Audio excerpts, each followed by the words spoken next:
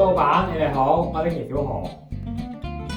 咁咧，如果你手頭上係真係有1000萬嘅閒置資金，嗱，你就會鎖咗喺儲蓄險10年，換咗每年5%回報，咁你 O 唔 OK 啊？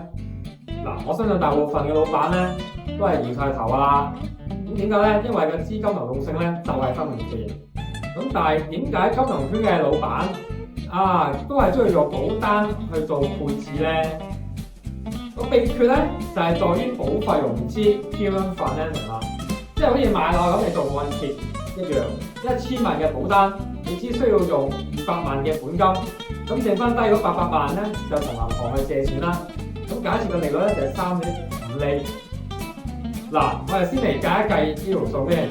嗱，保單咧每年產生有50萬嘅回報啦，咁扣除銀行利息咧就28萬，咁咧你每年咧就係淨賺22萬㗎啦。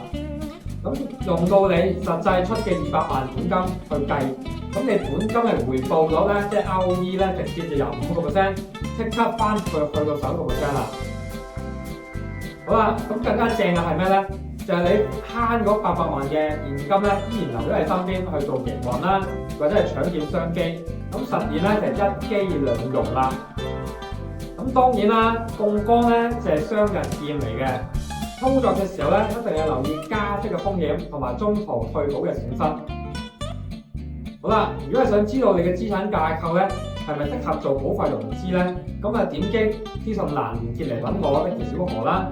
咁或者你下面留言啦 PF， 咁或者你入群啦，咁預約1對1免費嘅諮詢。咁記得咧訂閱及鐘仔啦，咁點讚俾 like 啦，咁同埋 share 俾身邊同樣做生意嘅老闆們。咁我哋下條片再見啦，拜拜。